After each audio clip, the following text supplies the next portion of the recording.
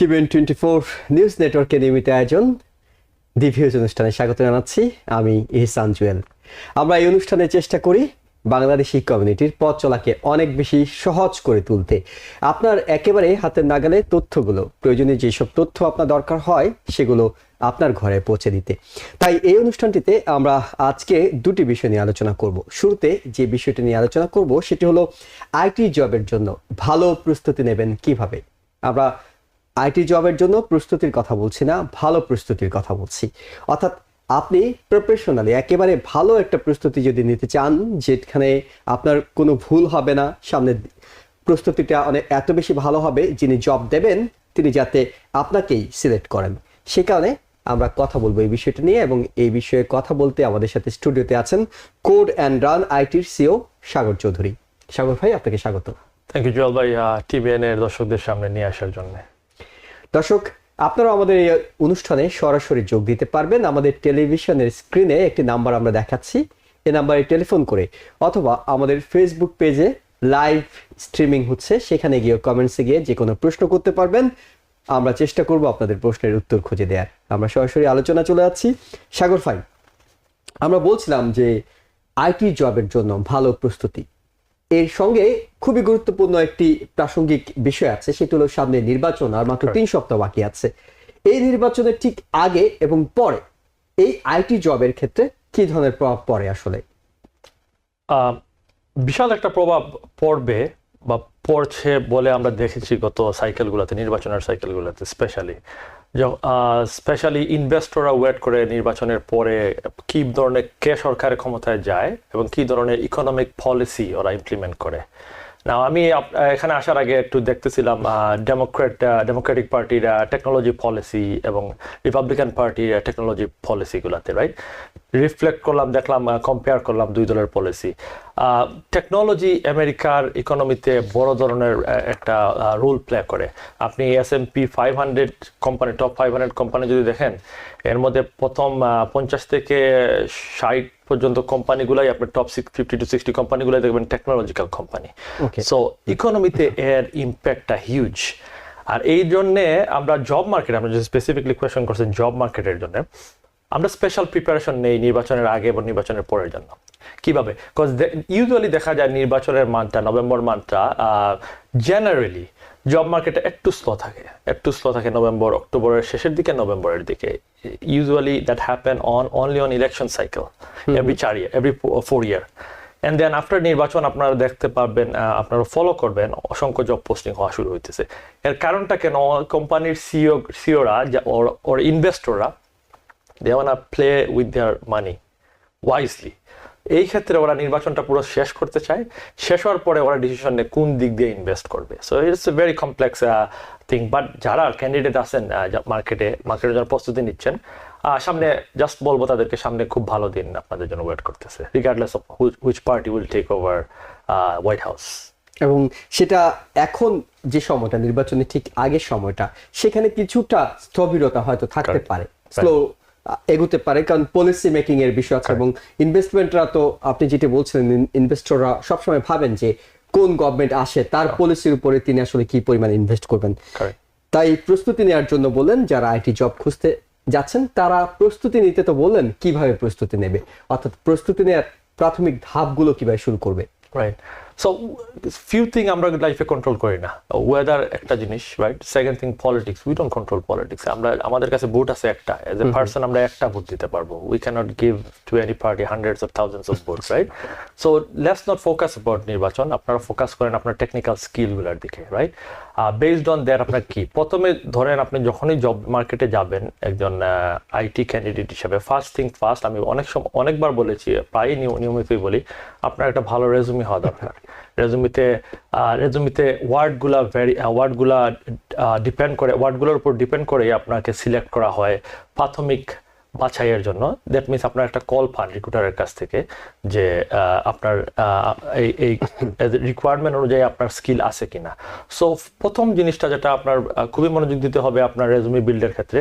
Second thing যেটা আমি emphasise করি হাইলি, এটা আপনার প্রজেক্ট বিল্ডিং। নাও কি ধরনের প্রজেক্ট, রাইট, ডিপেন্ড অন আপনার ক্যারিয়ার, ডিপেন্ড অন আপনার টাইটেল, রাইট।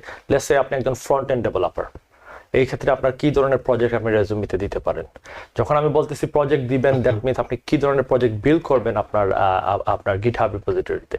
যেহেতু আপনি অ্যাপ্লাই করতেছেন ফ্রন্ট এন্ড ডেভেলপার হিসাবে, আপনার উচিত কোনো ফ্রন্ট এন্ড স্কিলগুলা আপনার গিটহাবে যেন থাকে, যাতে ইন্টারভিউরা দেখতে পারে আপনি কি ধরনের স্কিলে অভ্যস্ত, কি ধরনের স্কিল আপনার কাছে খুব ভালোভাবে আছে। একটা উদাহরণ দিই, আমার কয়েকদিন আগে আমার একটা স্টুডেন্ট ইন্টারভিউ দিতেছিল সফটওয়্যার টেস্ট ইঞ্জিনিয়ারিং এর জন্য, খুব একটা ভালো কোম্পানিতে, one of the top financial company. So ওর কাছে, আমার স্টুডেন্টের কাছে চাইছিল ফাইনাল ইন্টারভিউর আগেই রিক্রুটার চাইছিল, ওকে আমাদের ইন্টারভিউর প্যানেলের জন্য তুমি একটা প্রজেক্ট সাবমিট করো। এজ এ টেস্ট ইঞ্জিনিয়ার ওর প্রজেক্টটা হলো সফটওয়্যার টেস্ট ফ্রেমওয়ার্ক। সো যেহেতু আমরা জাভা বেস টেস্টিং টুল নিয়ে আমাদের কোম্পানিতে মূলত কাজ করি, সো ওর কাছে একটা ফ্রেমওয়ার্ক, যেটা আমরা কয়েকটা ফ্রেমওয়ার্ক বানিয়ে দিয়েছিলাম, ওর রিপোজিটরিতে সুন্দরভাবে রাখা হয়েছে। মোস্ট অফ দ্য স্টুডেন্টদের আমরা এটা দিয়ে রাখি, যাতে কোনো একটা রিক্রুটার যদি কল দেয় বা কোনো একটা ইন্টারভিউ যদি ওপেন করতে বলে ওর গিটহাব, ওর রিপোজিটরি দেখতে চায় কি ধরনের ফ্রেমওয়ার্ক নিয়ে কাজ করতেছে, যাতে ওরা অ্যাটলিস্ট গুড এভিডেন্স পায় যে না, এই ক্যান্ডিডেটটা ভালো এক্ষেত্রে। সো ও সাবমিট করতে হয়েছে ওর টেস্ট ফ্রেমওয়ার্কটা, এন্ড দেন ওর ইন্টারভিউটা পুরোটা হয়েছে ওই যে টেকনোলজিক্যাল প্রজেক্টটা ও সাবমিট করছে ওইটার উপরেই গো থ্রু করছে, and then he had very good response from that company, and we are expecting an offer from that specific company. তার মানে প্রজেক্ট থাকাটা অনেক বেশি গুরুত্বপূর্ণ মনে করছেন। কারেক্ট। আমরা জানি যে আপনি একটা ভালো কলেজেও যদি অ্যাডমিশন নিতে যান, আপনি যদি পড়াশোনা করে আসেন, তাহলে তো আপনাকে সেখানেও প্রজেক্টের অনেক বেশি গুরুত্ব দেওয়া হয়, যে আপনার প্রজেক্ট করা আছে কিনা, এক্সট্রা কারিকুলাম অ্যাক্টিভিটিসে গিয়ে সেখানে দেখা হয়। সেক্ষেত্রে আপনার পরামর্শটা আসলে কি? আপনি যখন জবের জন্য প্রস্তুতি নেবেন তখন থেকেই কি প্রজেক্ট করা শুরু করবেন, নাকি আসলে আগে থেকে যদি সুযোগ থাকে, যারা স্টুডেন্ট, যারা এই বিষয়ে পড়াশোনা করছে, তাদের হাতে তো অনেক লম্বা সময় থাকে, একটা প্রজেক্ট অথবা একাধিক প্রজেক্ট, কতগুলো প্রজেক্টের উপর আসলে গুরুত্ব দেওয়া হয়? আই উড সে একাধিক প্রজেক্ট এখানে, রাইট? আর কখন করতে হবে? আপনি শিখলেন, প্রজেক্ট বিল্ড করলেন এবং আপনি এটা সেভ রাখলেন আপনার ভবিষ্যৎ ইন্টারভিউর জন্য, ওইটা খুব একটি ভালো স্ট্র্যাটেজি আমি বলতে চাই।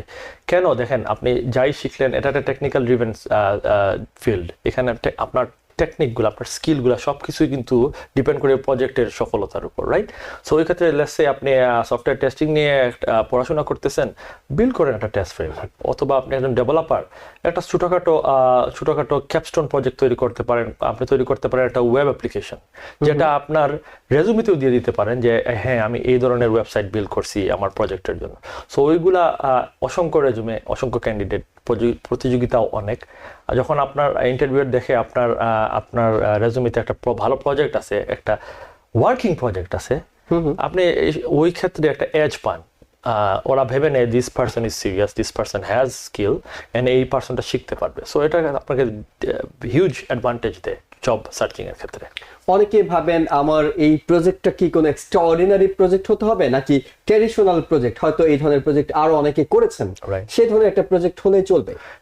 এই ক্ষেত্রে জেনারিক প্রজেক্ট হলেও কোনো সমস্যার কিছু নাই, but vast majority of candidate যারাই দেখতেছেন আমাদের অনুষ্ঠান, রাইট, দেখবেন যারা আইটিতে জব সার্চ করতেছেন, I can guarantee you 70 to 80% এর কাছে কোনো প্রজেক্ট নেই। আপনি অবাক হবেন, right? Now you have 30 to 20% ওদের কাছে প্রজেক্ট আছে। আমার স্টুডেন্টকে আমি হাইলি সাজেস্ট করি এবং দিয়েও দিই যাতে they have project, because they are looking for a job, right? So আপনার ইন্টারভিউ ক্র্যাক করতে হলে প্রথমে ক্র্যাক করতে হবে গুড ইমপ্রেশন। সো এই ক্ষেত্রে আপনার যে জেনারিক প্রজেক্টগুলো কি, লেটস সে একটা ফুল stack developer, he build an web application, একটা ক্যাপস্টোন প্রজেক্ট, ছোটখাটো একটা ওয়েব অ্যাপ্লিকেশন তৈরি করলো, একটা ওয়েবসাইট তৈরি করলো, যেখানে আপনি লেটস সে কোন প্ল্যাটফর্ম হতে পারে, একটা e commerce web application build করলো, যেখানে একটা কাস্টমার গিয়ে কিছু অনলাইন অর্ডার করতে পারে, ওই অর্ডার করার পরে ক্রেডিট পারচেস দিয়ে ওই অর্ডারটা যাতে সেন্ড হয় ওর বাসায়, এরকম একটা প্রসেস। নাও এই প্রজেক্টটা যদি একটা ওয়েব ডেভেলপারের কাছে থাকে, এটাতে আপনি দেখতে পারতেছেন front end to back end সব ধরনের কাজ আছে, রাইট? গ্রাফিক্যাল কাজ থেকে শুরু করে ব্যাক এন্ডের এপিআই বিল্ড আপ থেকে শুরু করে database manipulation, you have a full frame project যেটা আপনার কাছে আছে as a full stack developer হিসাবে। ওইটা আপনাকে হিউজলি একটা অ্যাডভান্টেজ দেবে আপনি যখন জব শুরু করতে চান। So project could be any normal thing, একটা e commerce web domain could be your project. or একটা Selenium based test framework could be your project. So not necessarily extraordinary কিছু হইতে এবং হবে। এটাও নেসেসারি না যে ই কমার্সে যে প্রজেক্টটি করবেন সেটা দিয়ে কেউ কেনা বেচা করছে কিনা, Correct. সেটা ইম্পর্টেন্ট না। No. ইম্পর্টেন্ট হলো যে যে ফাংশন গুলো থাকা দরকার সেগুলো ফাংশনালি কাজ করছে কিনা। ফিচার গুলো আছে কিনা। It could be a capstone project. আমরা কলেজে থাকতে সবাই ক্যাপস্টোন প্রজেক্ট প্রেজেন্টেশন দিছি। That is very common in university field, right? So ওইখানে ক্যাপস্টোন প্রজেক্ট গুলো আমরা প্রেজেন্টেশন করতাম যখন স্টুডেন্ট ছিলাম। I am talking about 10-15 years back. Now, ওই ক্যাপস্টোন প্রজেক্ট আপনি দেখাতে পারেন। Better to have a project in your code repository, which is a GitHub account or Git project. But it could be something else too. It's up to you. আপনি কোন ধরনের প্রজেক্টে more comfort feel করেন। If you're wondering, should I get my COVID shot? Think about other people.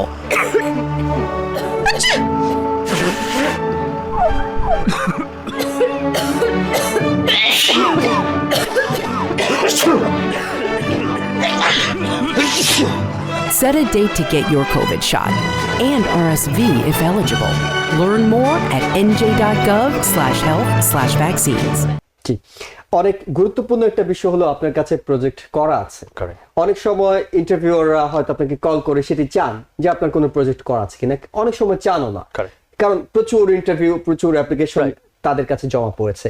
আপনি project করলে হবে না, আপনাকে জানান দিতে হবে যে আপনার কাছে এটি আছে, আপনি এটি করেছেন, সেটি কিভাবে করবেন? সো এই ক্ষেত্রে আপনি রেজুমিতে আপনার গিটহাবের লিঙ্কটা দিয়ে দিতে পারেন। This is my GitHub account. এখানে প্রজেক্টগুলো রাখা আছে। অনেক সময় দেখা যায় ইন্টারভিউর সময় they wanted to see most of the case আপনারা স্ক্রিন শেয়ার করতে বলে। আপনার কাছে কোনো প্রজেক্ট আছে ইন্টারভিউ আস্ক করে, তখন একজন ভালো ক্যান্ডিডেট ও কিন্তু তার স্ক্রিন শেয়ার করে দেখাই দিতে পারে, I have build this project, this is the project and এই ফিচারগুলো এখানে আমি ইমপ্লিমেন্ট করছি, এইভাবে এই অ্যাপ্লিকেশনটা চলে, রান করেও দেখাতে পারলো। এক্ষেত্রে কি হয়, ইন্টারভিউরা খুব ভালো একটা আইডিয়া নেয় আপনার সম্বন্ধে, খুব ভালো একটা ইমপ্রেশন জন্মে। Interview is a game of those small thing. আপনার গুড ইমপ্রেশনটা জন্মাতে হবে, otherwise is really tough to get an offer, because until you get an offer, interview কোনো meaningful result বয় আনে না। So end of the day we are trying to get the offer, right? So offer এর জন্য যতটুকু ভালো impression দরকার at the end আমরা ওইটাই করব।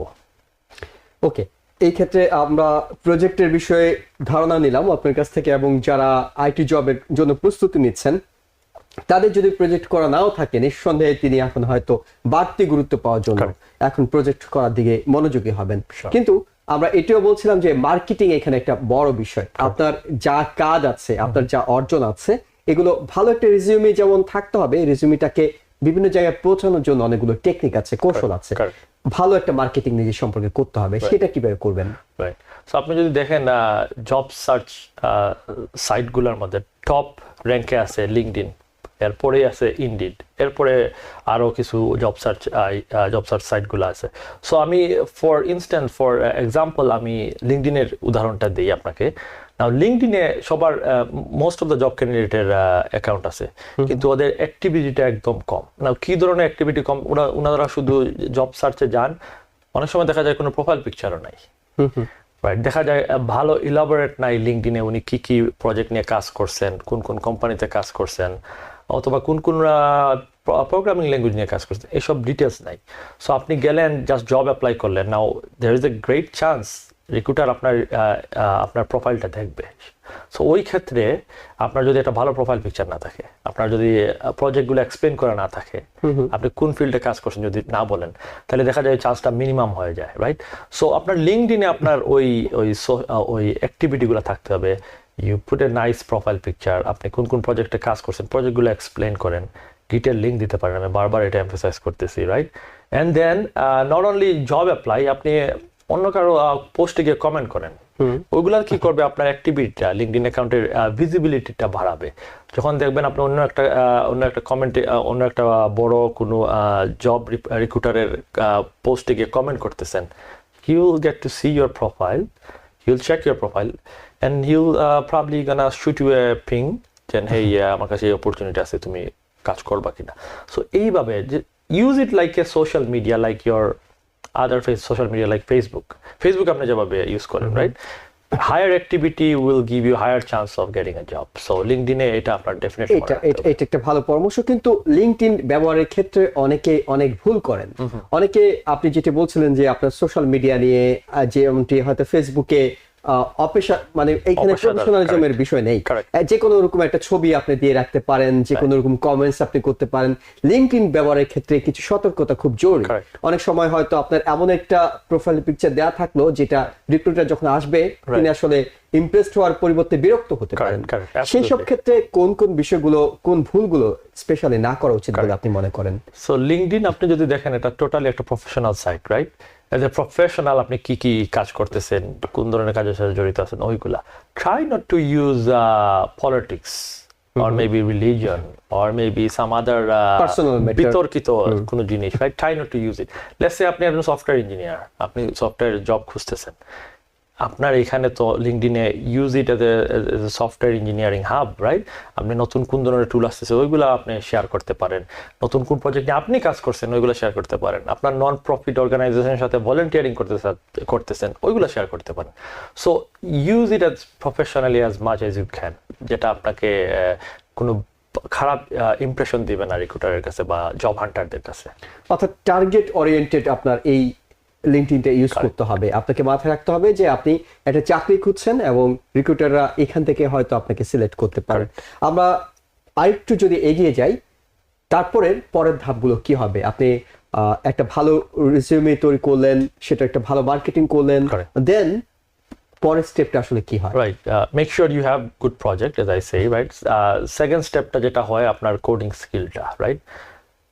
If you are a software engineer, you are looking for a software engineering job, আপনার coding skill থেকে কোডিং পালালে হবে না, right? Face it, learn it, any human can do that, right? With a normal IQ. It's not rocket science. আমি সবাইকে বলি, আমার সব স্টুডেন্টকে বলি, স্টুডেন্টদেরকে বলি, it's not a rocket science. Only thing we are scared of coding because we don't put enough time. Enough সময় দেন, not necessarily 40 hours a week আপনাকে দিতে হবে, right? Enough time, 10 to 15 hours maybe, or maybe 5 hours a week আপনি দেন, right? অনলাইনে অসংখ্য content আছে একজন মানুষকে যে কোনো একটা প্রোগ্রামিং ল্যাঙ্গুয়েজ শেখার থেকে A to Z, একদম ইন্টারমিডিয়েট লেভেল থেকে এক্সপার্ট লেভেল পর্যন্ত স্কিল করার জন্য। এমন কিছু অনলাইনের লিঙ্কের কথা আপনার কাছে শুনতে চাই যেগুলোতে অনেকে হয়তো গিয়ে অনলাইনে বসে, আপনি বলছিলেন সপ্তাহে হয়তো 5 আওয়ার্স দিলেও তিনি অনেকটুকু এগিয়ে যেতে পারবেন। একটা সাইটের কথা বলি যেটা যারা এই ফিল্ডে আছে, যারা জব সার্চ করে বা কাজ শিখতেছে, W3 school, right? Anybody I have seen in my life, software engineer যারাই শুরু করছে আজ থেকে 10-15 years back, they started with W3 school. এই সাইটটা এখনো আছে, আমি অবাক হই। Very informative site. কেউ যদি কোনো টেকনিক্যাল নলেজ শিখতে চায়, লেটস সে একটা গুড প্রোগ্রামিং ল্যাঙ্গুয়েজ, হইতে পারে এটা জাভা, হইতে পারে এটা Python, right? Use that site. Go to YouTube, আপনি ইউটিউবে যান, লার্ন জাভা ফ্রম স্ক্র্যাচ লিখে জাস্ট এই কিওয়ার্ডগুলো লিখে সার্চ দেন, হাজার হাজার কন্টেন্ট আসবে। আপনি পিক করেন এনি ওয়ান কন্টেন্ট, একটা চ্যানেল পিক করেন, you don't have to pick 10। এবং যদি সপ্তাহে 5 ঘন্টা করে দেন, সর্বোচ্চ কতদিন লাগতে পারে যে কোনো একটা ল্যাঙ্গুয়েজ শিখতে কোডিংটা? রাইট, এটা ডিপেন্ড করে আপনি কতটুকু ইউজ করছেন, রাইট? কতটুকু ইউজ করছেন। ইটস নট অ্যাবাউট আপনি সিনট্যাক্স শিখতেছেন না, ভাষার সিনট্যাক্স শিখলে হবে না। যে কোনো ভাষা, প্রোগ্রামিং ল্যাঙ্গুয়েজ একটা ভাষার মতো, রাইট? আমরা যা শিখলাম ABCD, কিন্তু আমরা ফুল ওয়ার্ড শিখলাম না, অথবা সেন্টেন্সটা কিভাবে ইমপ্লিমেন্ট করা লাগে ওইটা শিখলাম না। ওইটা করলে কিন্তু আপনার হবে না। না, আপনি ভাষা শিখতেছেন স্ক্র্যাচ থেকে, W3 school as an example, right? You have to implement this. না, ইমপ্লিমেন্ট আপনি কিভাবে করবেন? ছোটখাটো কোনো প্রজেক্ট তৈরি করলেন, রাইট? যেমন আপনি জাভা শিখলেন, জাভার কিছু কমপ্লেক্স কোড আপনি লিখতেছেন, right? Or maybe small algorithm আপনি লার্ন করতেছেন। ওই অ্যালগোরিদমগুলো হবে আবার আপনার প্রোগ্রামিং স্কিলগুলো ইনহ্যান্স করার জন্য যে এবিলিটিটা দরকার ওইগুলো আপনাকে দিবে। দেন আপনি লেটস সে আপনি ওইগুলো ইউজ করতেছেন একটা টেস্ট ফ্রেমওয়ার্ক বিল্ডের জন্য। নাও আপনি নট অনলি ভাষা শিখতেছেন একটা language, programming language, also you are creating some project.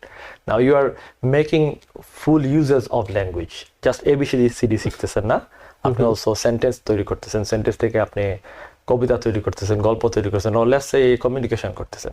So ওইটা ইম্পর্টেন্ট হবে। আপনি let's say you pick a language, started to write small syntax, ধীরে ধীরে আপনি প্রজেক্টের দিকে আগান with algorithm or maybe using some other tools. So ওই ক্ষেত্রে আমি বলবো ইউজ করেন ওই ল্যাঙ্গুয়েজটাকে, ইউজিবিলিটিটা দেখেন, রাইট? এইটা আপনাকে অ্যাডভান্টেজ দেবে। আমাদের বাংলাদেশি কমিউনিটির অনেকে হয়তো ভাবেন তিনি এসে প্রফেশনাল চেঞ্জ করে, হয়তো তিনি অন্য কোনো একটা প্রফেশনে ছিলেন, কিন্তু তিনি আসলে দিন শেষে আইটিতে কেরিয়ার করতে চান, তার পড়াশোনা আইটিতে নয়। কারেক্ট। এই মানুষগুলো যখন আসেন, তারা আমাদের ফেসবুক পেজে অনেকে কমেন্টস করেন Right. যে আসলে আইটিতে একটা বিশাল সেক্টর, অবশ্যই। অনেকগুলো জায়গা আছে, অনেকগুলো কাজের সুযোগ আছে, Correct. কিন্তু তিনি কি করবেন, তিনি কোন কাজটা করবেন? আসলে তিনি কি ওয়েব ডেভেলপার হবেন, তিনি কি সাইবার সিকিউরিটি পড়াশোনা করবেন, তিনি কি ডাটা অ্যানালিস্ট হবেন, তিনি কি সফটওয়্যার ইঞ্জিনিয়ার হবেন, তিনি কি হবেন? Right. এই জায়গাটা অনেকে সঠিক বাছাই করতে পারে না। Correct. তাদের জন্য আপনি কি পরামর্শ দেবেন? Now, again, এটা তো বেস্ট একটা ফিল্ড, রাইট? অনেকগুলা ধারা আছে যেগুলোতে আপনি নিজের ক্যারিয়ারকে ইভলভ করাতে পারেন। লেটস সে কোনো একজন মানুষ খুব ভালো কমিউনিকেশন ও কোডিং এত ভালো না, just an example, right? But he has very good communication skill. কোন একটা কনসেপ্ট নিয়ে একটা টিমের সাথে ইলাবোরেটলি কথা বলতে পারে, এবং শুধু বলা না, বোঝাতে পারে প্রজেক্টটা, right? For them, I would suggest project management, software project management. Software প্রজেক্টকে কিভাবে অ্যালাইন করতে হবে, টিমগুলোকে ক্রস ফাংশনাল টিমগুলোকে কিভাবে অ্যালাইন করতে হবে, কিভাবে গোল অ্যাচিভ করতে হবে, সফটওয়্যারে এমবিপি কিভাবে অ্যাচিভ করতে হবে, ওইগুলো কাজ করতে পারেন উইথ মিনিমাম প্রোগ্রামিং স্কিল। নাও কারো কাছে আছে উনি খুব ভালো ডেটাবেস ম্যানিপুলেট করতে পারেন, রাইট? সো ওনার জন্য বলবো আমি, you go look for some database related job, data science হইতে পারে, ডেটা অ্যানালিস্ট হইতে পারে, রাইট? এটা দুইটা উদাহরণ দিলাম। 3 নম্বর উদাহরণ, খুব ভালো কেউ সফটওয়্যার ইউজ করতে জানে, রাইট? অ্যান্ড সফটওয়্যারের ভুলগুলো কি ধরতে পারে। অ্যান্ড অলসো উনি প্রোগ্রামিং ল্যাঙ্গুয়েজের দিকে খুব একটা ভালো আইডিয়া না থাকলেও হালকা কোনো আইডিয়া আছে, শিখতে পারবেন, ওরা শেখার আগ্রহ আছে, ওদের জন্য বলবো আমি definitely go for software QA engineering, software test engineering. কেউ দেখা যায় কমিউনিকেশনে না খুব ভালো প্রোগ্রামিং কোড লিখতে পারে, ওকে, I will very shy feel করে, একটু introvert. I will probably tell them to go for software development, like hardcore development, right? So depend করে আপনার কোন স্কিল। সো আমরা যখন জব কনসাল্টিং এ বসি, আমরা যখন একজন স্টুডেন্টের সাথে কথা বলি, রাইট? এটা কনসাল্টিং মিনস আপনি ওনার স্ট্রেংথটা দেখতে হবে, উইকনেসটা দেখতে হবে, রাইট? অলসো ডিপেন্ড করে কোন ধরনের জব মার্কেটে অ্যাভেলেবল, রাইট? কতটুকু জব ওপেনিং আছে, ওই ডাটাগুলো দেখেও কিন্তু আপনার বলতে হবে, হ্যাঁ আপনি এই জব টাইটেল নিয়ে এই জব কোর্স করেন যাতে আপনি একটা জব পান। Again, job switch is very possible. আপনার আইটিতে আপনার জব পেতে হলে যে আপনার পূর্ব প্রস্তুতি থাকা লাগবে, মানে আপনার 4 ইয়ার্স ডিগ্রি থাকা লাগবে, 4 বছরের ডিগ্রি নিয়ে আসতে হবে এমন বিষয় নয়, চাইলে এটি সম্ভব। একজন দর্শক আছেন টেলিফোনে, দর্শক আপনার প্রশ্নটি করুন। জি ভাই, হ্যালো। আমরা শুনতে পাচ্ছি, দর্শক আপনার প্রশ্নটি বলুন। ওকে, এহসান জুয়েল আপনাকেও বলছি এবং আজকের যে আলোচক আছেন ওনাকেও বলছি যে উনি তো কথা বলেই যাচ্ছেন, উনি তো কোনো কথা শুনছেন না। আপনি যদি একটু মনোযোগ দিয়ে আমার কথাটা শোনেন তাহলে আমি বলতে পারি। সেটা হচ্ছে, আমরা আপনাকে শুনছি, খুব মনোযোগ দিয়ে শুনছি, আপনি বলার চেষ্টা করুন আগে। হ্যাঁ, সেটা হচ্ছে যে প্রথম কথা হচ্ছে আপনারা আইটিতে কথা বলে লোকজনদেরকে নিচ্ছেন। আমার প্রথম প্রশ্ন হচ্ছে, আপনাদের যে কজন স্টুডেন্ট আপনারা পড়াচ্ছেন তার ভিতরে কতজন ইন্ডিপেন্ডেন্টলি কাজ করতে পারছে না? ওনার প্রশ্নের মধ্যে কিছুটা আমি ধরতে পারছি। আপনার প্রশ্নটি আমরা কিছুটা বুঝতে পেরেছি, আপনার লাইনটি কেটে গিয়েছে কিনা আমরা ঠিক শিওর না, আমরা উত্তর দিতে পারি। জি, রাইট। সো উনি হয়তো বলতে চাচ্ছেন না পুরোটা আমরা শিখাই না, রাইট? কমিউনিটিতে অসংখ্য স্কুল আছে। নাও রিমেম্বার, আমরা খুব একটা মনোযোগ দিই সাকসেসের উপর। এই কমিউনিটিতে গত 10-15 ইয়ার্সে হাজার মানুষ আইটিতে যোগদান করছে এবং they are living a very successful life. I am a personal example of that, right? আমরা সাকসেসের দিকে দেখবো। অসংখ্য মানুষ ট্রাই করতেছে জব পাওয়ার জন্য, না অনেকে পাইতেছে, অনেকে পাইতেছে না। End of the day it's a very competitive field. আপনাকে কম্পিটিশন করেই, গ্রাইন্ড করেই আপনাকে জব পাইতে হবে। আপনার জন্য কিন্তু জব যে ওয়েট করতেছে, এগেন আমেরিকাতে আপনি হোমলেসও দেখছেন, আবার মিলিয়নিয়ারও দেখছেন। It's a land of opportunity. Right. But outcome কি আপনাকে বেছে নিতে হবে কোন দিক দিয়ে আপনি যাবেন। আমি হয়তোবা ওনার ফ্রাস্ট্রেশনটা বুঝতে পারছি, উনি হয়তোবা কোন একটা বলছিলেন তিনি অনেকগুলো জায়গায় গেছেন, তার মানে উনি আসলে কোথাও ভরসা পাচ্ছিলেন না। Right. So you have to pick your poison. মানে কি, আপনি একটা গোলের দিকে যখন ধাবমান হবেন, রেজাল্টটা নিয়ে তারপরে ঘরে যাবেন। আপনি যদি বারবার রাস্তা ধরেন, আমি যাইতে হবে আমার জ্যাকসন হাইট, আমি এখন একবার যাইতেছি ম্যানহাটন, একবার যাইতেছি স্ট্যাটিন আইল্যান্ড, আরেকবার আমি ব্রঙ্কসে যাচ্ছি। ফোকাসটা ঠিক করে নিতে হবে আগে। ফোকাসটা আপনাকে করতে হবে। You can complain about the system, but আমরা তো গেমটা তো চেঞ্জ করতে পারবো না। We can't change the rule. অসংখ্য ধন্যবাদ। সাগর চৌধুরী আপনার পরামর্শের জন্য। এবং দর্শক আপনাদেরকে বলছি সেটা হলো যে আমরা এখান থেকে আসলে পরামর্শটা দেওয়ার চেষ্টা করি, পথ দেখিয়ে দেওয়ার চেষ্টা করি, কিন্তু গন্তব্যটা আপনার, পথটা আপনার, আপনাকে বেছে নিতে হবে আপনি কোন পথে যাবেন। এবং সেই পথে যাওয়ার জন্য অনেকগুলো ওয়ে আছে। আপনি সাবওয়ে নিতে পারেন, বাস নিতে পারেন, নিজের ব্যক্তিগত কার নিতে পারেন। কোন ওয়েতে যাবেন অনেকগুলো পথ আমরা খুলে দিই, পথটা আসলে আপনাকে চয়েস করে নিতে হবে। আমরা ছোট্ট একটা বিরতিতে যাচ্ছি, এরপর যখন আমরা ফিরবো তখন আমরা কথা বলবো ইন্টারেস্ট রেট কমে আসার ফলে বাড়ি বেচা কেনার ক্ষেত্রে কি ধরনের প্রভাব পড়ছে সেটি নিয়ে আমাদের সাথে যোগ দেবেন বেটার হোমস রিয়েলটির সিও আসিফ চৌধুরী। আমন্ত্রণ থাকলো, সঙ্গে থাকুন। If you're wondering, should I get my COVID shot? Think about other people.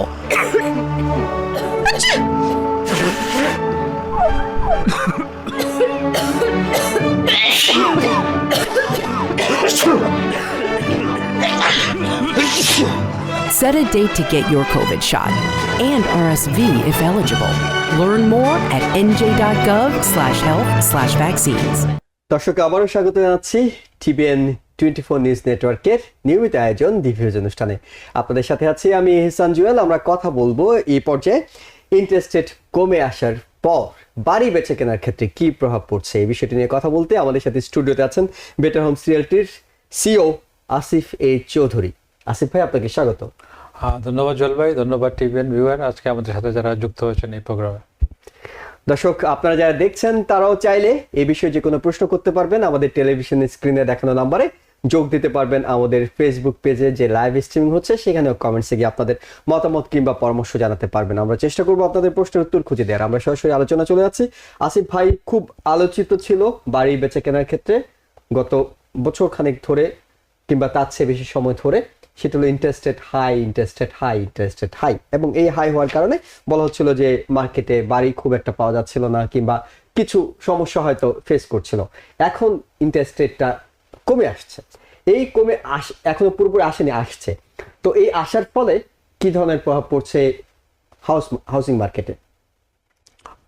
খুব একটা প্রভাব যে পড়েছে তা বলবো না। এখন পিপুল একটু ইন্টারেস্টেড হয়েছে, মানে আরো মনোযোগী হয়েছেন যে বাড়ি কেনার ক্ষেত্রে। ওনারা শপিং অ্যারাউন্ড করতেছেন, দেখতেছেন কোথায় তাদের পছন্দ মতো বাড়ি পাওয়া যায়। এবং রেটটা একটু কমেছে, খুব একটা যে বিগ চেঞ্জ হয়েছে তা না, অত সামান্য কিছু চেঞ্জ হয়েছে। কিন্তু সামনের দিনগুলোতে তো আরো আশা রাখা যায় যে 2025 এর মাঝামাঝি নাগাদ, সামান নাগাদ হয়তো কমে আসবে, depending on the political situation. এবং ইনফ্লেশনটা আসলে কমে আসার সাথে সাথে অনেকগুলো ব্যাপার আছে, বাট পলিটিক্যাল সিচুয়েশন এটা ফ্যাক্টর এই দেশে। এবং সামনে যেহেতু নির্বাচন, হ্যাঁ, তাই নির্বাচনের আগে অন্য ব্যবসাগুলোতে আমরা দেখি যে ইনভেস্টমেন্টটা কমে আসে, কারণ সামনে কারা আসছেন তাদের পলিসির উপর নির্ভর করে অনেকে ইনভেস্টমেন্ট করেন। কিন্তু এই বাড়ি বেচা কেনার ক্ষেত্রে এটা যেহেতু ব্যক্তিগত বিষয় অনেক বেশি জড়িত এখানে, এটাতে কোনো প্রভাব কি পড়ে?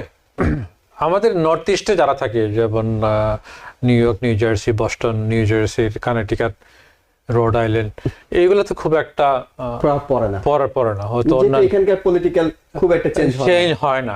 আমাদের এখানে স্টেডি একটা এনভায়রনমেন্ট সবসময় থাকে, একটা ওয়ার্কিং হাব, বিজনেস হাব। এই যে এরিয়া নিয়ে আমাদের যে বসতিটি গড়ে উঠেছে, যে ফাইন্যান্সিয়াল হাবটা যে ক্রিয়েট হয়েছে, সেজন্য খুব একটা চেঞ্জ হয় না। মিড ওয়েস্টে হইতে পারে, ফ্লোরিডাতে হইতে পারে, যেগুলাতে মনে করেন যে weather factor, this that factor, নানান ধরনের অনেক কিছু আছে, সেই সব এরিয়াতে, ফ্লাড জোনিং এরিয়াতে চেঞ্জ হইতে পারে। বাট আমাদের এরিয়াতে খুব একটা চেঞ্জ হয় নাই এবং হওয়ার সম্ভাবনা কম। ওকে, এখনকার হাউজিং মার্কেটের অবস্থাটা কেমন? মানে বাড়ি কেমন আসছে, ইনভেন্টরি নতুন কেমন পাওয়া যাচ্ছে, আপনাদের ব্যস্ততা কেমন? ব্যস্ততা আগের মতোই রয়ে গেছে, কোনো খুব একটা চেঞ্জ হয় নাই। পিপল আর স্কেপটিক্যাল, বুঝে শুনে নিতে চাচ্ছেন।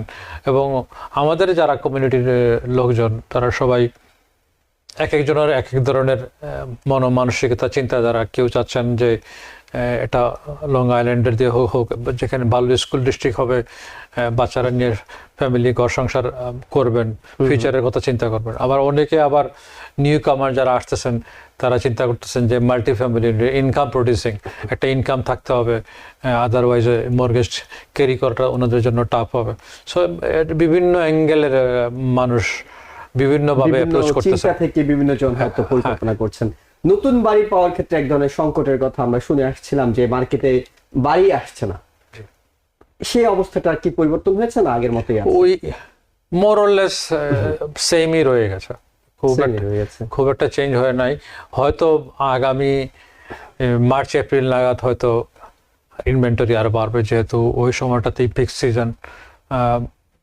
যারা সেলার আছেন তারা উৎসাহিত হন, কারণ যারা বায়ার আছেন তারা উৎসাহিত হন, কারণ ওই জুন জুলাই মাসেই স্কুল বন্ধ হয়, তখন মুভিং করার যেটা টাইম থাকে ওইভাবে মানুষ আসলে ক্যালকুলেট করে। সারা বছরই বেচা কিনা হয়ে থাকে, বাট ওই সময়টাতে মনে করেন এপ্রিল থেকে জুন জুলাই অগাস্ট এই যে সামার অ্যাপ্রোচিং মান্থ যেগুলা, ওইগুলোতে বেশি ট্রানজাকশন হয়ে থাকে। সিটির ভিতরে বাড়ির কি অবস্থা? কেউ বাড়ি কিনতে চাইলে কি ধরনের প্রস্তুতি নেওয়া দরকার সিটির ভিতরে? প্রথমে তো আপনার ক্রেডিটটা আপনার মেক শিওর হতে হবে যে ক্রেডিটটা ঠিক আছে। তারপর তো 2 বছরের আপনি একটা কাজ করবেন, এবং যারা ইনকাম চাচ্ছেন না, ইনকাম ছাড়া, ওনারা 20% ডাউন দিতে হবে। ওটা no income check loan is possible. যারা সেলফ এমপ্লয়, যারা taxi driver, Uber, construction worker বা বিভিন্ন প্রাইভেট কাজে নিয়োজিত আছেন, ব্যবসায় জড়িত আছেন, ওনারা সেলফ এমপ্লয়েড দেখায় 20% ডাউন, নো ইনকাম চেকে আপনার যেতে পারেন। হয়তো ইন্টারেস্ট একটু স্লাইটলি একটু বেশি হয়ে থাকে মনে করেন, বাট স্টিল পসিবল। বাড়ির দাম কেমন সিটির ভিতরে এখন? কোন এলাকা, যদি আমরা এলাকা জি সিঙ্গেল ফ্যামিলি এভারেজ 600 থেকে 750, কুইন্স ভিলেজ, বেলরোজ, জামাইকার আশেপাশে, ইভেন ব্রঙ্কসেও সার্টেন পার্ট অ্যারাউন্ড 6 থেকে 750 one family, single family. Multi family আপনার 9 থেকে million plus, depending on the neighbourhood, কোথায় আপনি বাড়ি কিনছেন। 2 ফ্যামিলি জামাইকা হিলসের দিকে যদি হয়, ব্রায়ারউড হয়, 1.5, 1.6, 1.7। আমাদের এরিয়াতে জ্যাকসনাইটে 3 ফ্যামিলি টু 2 ফ্যামিলি 1.3 to 1.89, স্টোরিয়াতে আবার 2 মিলিয়নের কাছাকাছি, 2 মিলিয়ন প্লাস। ডিপেন্ড অল কোন নেইবারহুড ভিত্তি করে। হ্যাঁ, যেহেতু আমাদের এই এরিয়াটা ক্লোজার টু সিটিতে প্রাইসটা একটু হাই। ডিপেন্ডিং, যদি আপনি জামাইকার দিকে যান প্রাইসটা কমে আসবে, যদি আপনার সিটির কাছে আসেন প্রাইসটা Sunnyside, Woodside, Jackson Height, East Elmhurst প্রাইসগুলো কিন্তু স্লাইটলি হায়ার। ঠিক, তাহলে আমরা সিটির বাইরে যদি একটু যাই, আশপাশে যদি যাই, সেখানকার খবরটা একটু জানতে চাই আপনার কাছে। ওকে, বাফেলোর খবর তো সবারই জানা যে বাফেলোতে একটা হাব তৈরি হয়ে গেছে। বাফেলোর সম্বন্ধে বেশি কিছু বলার নেই, অলরেডি আমাদের লোকজন ইন প্লেস দেয়ার। সেকেন্ড এখন হটেস্ট নেইবারহুড বা এরিয়া বলেন ইটস বিংহামটন। এখান থেকে নিউ ইয়র্ক সিটি থেকে, জ্যাকসনাইট থেকে বা 3 hours ড্রাইভ, আপনি 3 ঘন্টা, সকাল 7টায় রওনা দিলেন, 10টায় 10:30টার মধ্যে আপনি পৌঁছে যাবেন, ডিপেন্ড কোন পার্ট অফ বিংহামটন যাচ্ছেন। Average price 184,000 in Binghamton. Depend করে বিংহামটনের কোন এরিয়াতে আপনি চুজ করবেন। 3টা এরিয়া আছে, একটাকে বলে ভেস্টাল, একটা বলে অ্যান্ডিকট, এবং একটা জনসন সিটি। 3 এরিয়াতেই আমাদের মসজিদ হয়ে গেছে, মাদ্রাসা হয়ে গেছে, আমাদের কমিউনিটির লোকজন হয়ে গেছে, ব্যবসা বাণিজ্য বিস্তার করেছে। জনসন সিটি বেশিরভাগ, জনসন সিটিতে একটা বিশাল বড় মস্ক আছে, যে 500 গাড়ি পার্কিং সহ মাদ্রাসা এটা আছে, এবং মোস্টলি পাকিস্তানি, আরাবিয়ান এবং বাংলাদেশের কম্বিনেশনের জনসন সিটি। এন্ডিকোটে আমাদের বাঙালি, পাকিস্তানি, আরাবিয়ান অলসো, এখানে আমাদের বাঙালি ভাইদের শপ আছে, মসজিদ আছে, এটা কমিউনিটি ক্রিয়েট হয়ে গেছে। ওয়েস্টালটা একটু আপস্কেল, ওটা ক্লোজ টু বিংহামটন ইউনিভার্সিটি, যেটাকে বিং বলা হয়, এর পাশেই স্কুলগুলো, ডিস্ট্রিক্টটাও খুব ভালো, relatively safer than Buffalo, very similar environment like Long Island. এবং অনেকেই এই কাজটি করেছিল, বিশেষ করে কোভিড পরবর্তী সময়ে বাফেলোতে প্রচুর মানুষ নিউ ইয়র্ক থেকে শিফট করেছে। আপনি যেটা বলছেন, এখানে একটা জোন হয়ে গেছে, কিন্তু রিসেন্টলি অনেক নেতিবাচক খবর কিন্তু পাওয়া যাচ্ছে। আমরা গত সপ্তাহে নিউজ করেছি বাংলাদেশি এক তরুণ 20 বছর বয়সী, তাকে জাস্ট কথা কাটাকাটি এক পর্যায়ে কৃষ্ণাঙ্গ প্রতিবেশী তাকে গুলি করেছে। তার আগের সপ্তাহে আমরা আগের মাসেও আমরা এই ধরনের একটি নিউজ করেছিলাম। অর্থাৎ নিরাপত্তার বিষয়টি দেখাটা কতটা গুরুত্বপূর্ণ এই বাড়ি কেনার সময়? অফকোর্স আপনি এটা শুড বি ফার্স্ট প্রায়োরিটি যে কোনো জায়গায় আপনি, কারণ বাড়ি কিনে ফেললে তো আর আপনি মুভ করলে তো আর ফেরত আসতে পারবেন না। তো কেনার আগে আপনি সিকিউরিটি ইস্যুটা আপনি অ্যাড্রেস করতেই হবে, মাস্ট। আপনি কমফোর্টেবল হতে হবে, কারণ আপনার লাইফটা আগে, তারপরে মনে করেন অন্য কিছু। কারণ শুধু আপনার লাইফ না, আপনি সেফ হলে হবে না, আপনার বাচ্চা, ওয়াইফ, ফ্যামিলি বা আদার ফ্যামিলি মেম্বার যারা আপনার সাথে থাকবেন তাদেরও কথা আপনার চিন্তা করতে হবে। সো টোটাল এনভায়রনমেন্টটা আপনি ফার্স্ট এটা কনসিডার নেবেন যে এটা সেফ কিনা। তো ওই হিসাবে বাফালো থেকে এটা যারা দর্শক দেখছেন আপনাদের জন্য বলা, সেটা হলো এটা খুব সহজে কিন্তু আপনি জানতে পারবেন। ওই এলাকার নাম দিয়ে আপনি গুগলে ক্রাইম রেট স্ট্যাটিস্টিক্স চাইলে কিন্তু আপনি পেয়ে যাবেন যে ওই এলাকায় কেমন ক্রাইম রেট, এবং সেটা নিশ্চয়ই রিয়েলটর আপনারা যারা এই ব্যবসার সঙ্গে জড়িত আপনারা সেটা সচেতন করেন কিনা আপনাদের ক্লায়েন্টদেরকে, নাকি আপনারা এই এলাকায় বাড়ি একটা আছে এটা তো বিক্রি করতেই হবে? না, এটা আমাদের ফার্স্ট প্রায়োরিটি। কারণ আমার যেই ক্লায়েন্ট হোক, I want to make sure that they are safe. আমি যদি সেফ না হয় আমি যাই বাসায় ঘুমাইতে পারবো না একজনকে বিপদে ফেলে দিয়ে। তো বাড়ি বিক্রি করার ব্যাপার না, আমরা তো বাড়ি বিক্রি এই ব্যবসাতে আসি, আমাদের বাড়ি বিক্রি হবে মোর অর লেস, একজন না একজন কিনবে। বাট যেহেতু আমাদের কমিউনিটির লোকজন একটা কমফোর্টেবিলিটির একটা ব্যাপার আছে, ওনারা খুঁজে যে কোথায় যে আমরা কমফোর্টেবল থাকতে পারবো। তো শুধু মনিটারি সিচুয়েশন না, above all একটা সিচুয়েশন, একটা এনভায়রনমেন্ট তাদের দরকার, family growth, safety issue, earning issue, আপনার যে আমাদের কমিউনিটি একটা ইস্যু। সেটা 5 বছর আগেও কিন্তু বেঙ্গামটা ছিল না, বাট এখন সেটা হয়ে গেছে। এবং আমাদের কমিউনিটির লাস্ট টাইম আমি শুনছি যে পিকনিকে 3000 লোক একসাথে সামারে, হ্যাঁ, বিংহামটনে জড়িত। 3000 people out of New York City is a lot. তো দিন দিন যারা ওইখানে যারা গেছেন তাদের মুখ থেকেই আমার শোনা কথা যে they are very much satisfied, they are moving situation. কেউ এখন পর্যন্ত শুনি নাই যে আনহ্যাপি।